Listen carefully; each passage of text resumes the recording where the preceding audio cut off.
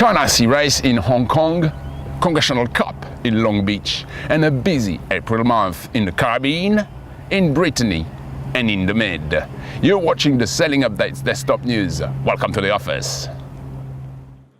Famous Australian skipper Sid Fisher on board his Ragamuffin wins the 27th edition of the Rolex China Sea Race. Starting in a light breeze of 8 knots, the fleet of 40 competitors set sails for nearly 600 miles from Hong Kong to the Philippines. The Australian Supermaxi struggles to dispose of a group of 3 TP52s, but following 57 hours, 31 minutes and 18 seconds at sea, Ragamuffin takes line honours. Nail Pride and his Hi-Fi are declared the winner on corrected time. This is the second victory for the skipper. Taylor Canfield consolidates his world ranking pole's position following his victory in the Congressional Cup. With 13 wins and 5 losses, Ian Williams catches up with Taylor Canfield, but the latter has the privilege of choosing his opponent for the semis. Canfield easily dispatches of his opponent, Keith Swinton 2-zip, while Williams do it the hard way against Francesco Bruni. Ian Williams is in LA to win his third Crimson Blazer in 4 years and is really motivated for the finals.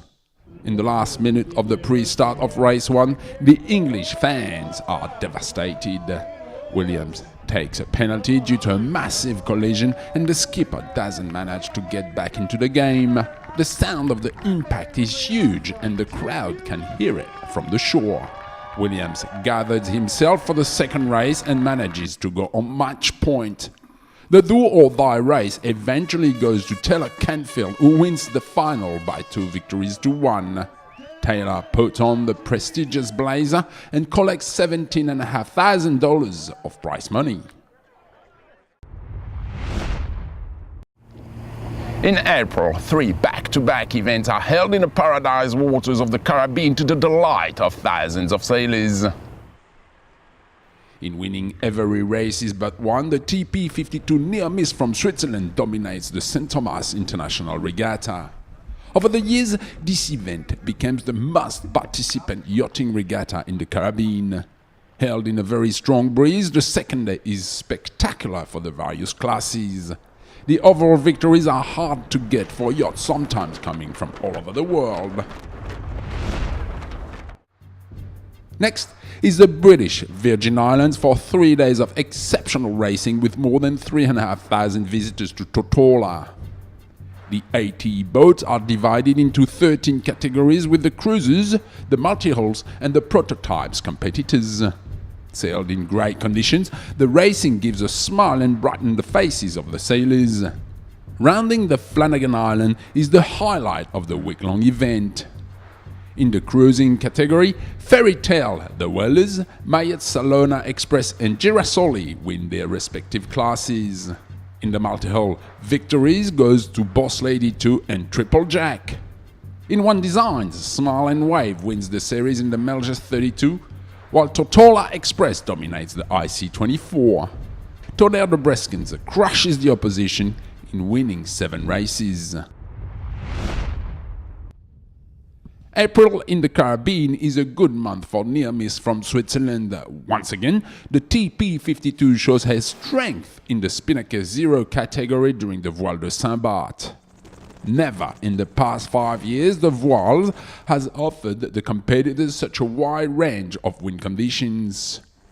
Between acrobatic upwind in choppy seas, red-reaching cavalcades and downwind run at breakneck speed, the races are splendid. The winners in each of the 9 categories demonstrate a solid consistency. While the superb Minimaxi Bellamente breaks her mast in the turquoise waters of Saint Barth, Cowl, skippered by Alex Scherer, manages to beat Josh David's Rambler. Part of an unmissable month of sailing in Marseille, the Massilia Cup precedes the International Mediterranean Sailing Week. 15 days before Easter, the white light of spring sunshine welcomes 103 boats and their 663 crew members for 6 races in various classes. On paper, the Massilia Cup is already a success. The easterly winds turns to the west to offer the best sailing conditions. In one design, Hugo Rocha wins the SB20s and Laurent Rastello the Lancer. In IRC, the GP42 Team Future Vision dominates the ranking ahead of Genepi. While in the national handicaps, Dominic Lexa on Saiga is declared the winner. Except in terms of the weather, a similar scenario is on for the 49th edition of the SNIM held over the Easter weekend. Following the Mistral blowing for the first 2 days, the wind turns to the east on Sunday morning. The colors change completely and turn to light grey with some rain early in the morning. To no one's surprises, SFS, the big black carbon fibers boat skipped by Lionel Péan, takes line honours. However, the Volvo 70 is crucified on handicap and Glen Ellen 5 is the winner ahead of Lady First and Vertigo.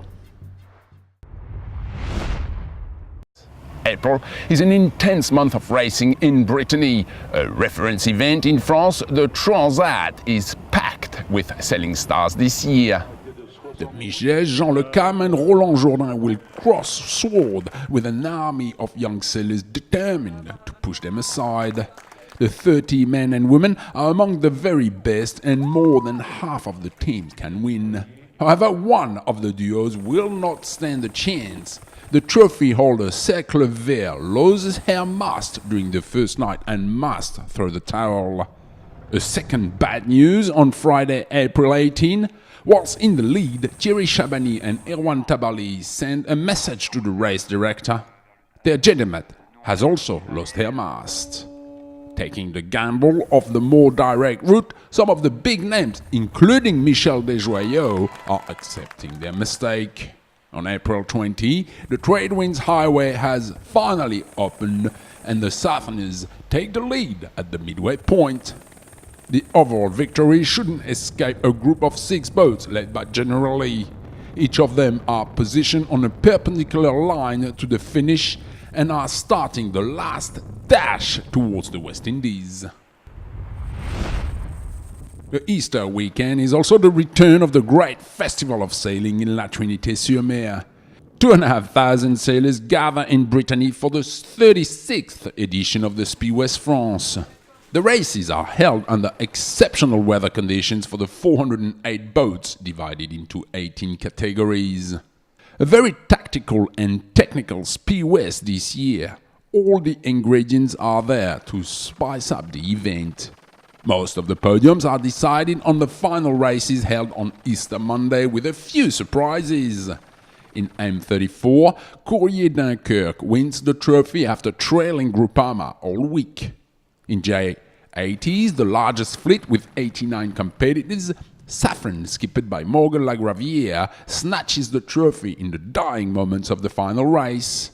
In Grand Surprise, the Apprentice, skipped by Christophe Montoriol, manages to leapfrog Paulette de la Mouette. In IRC1, and following 11 years of relentless efforts, the TP52 Paprec Recyclage wins 4 races and finally secures the Spi Ouest France.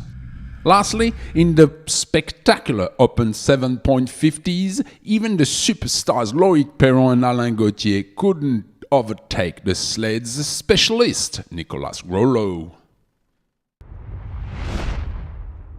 Rendezvous next week, same time, same place. Until then, goodbye and fair sailing.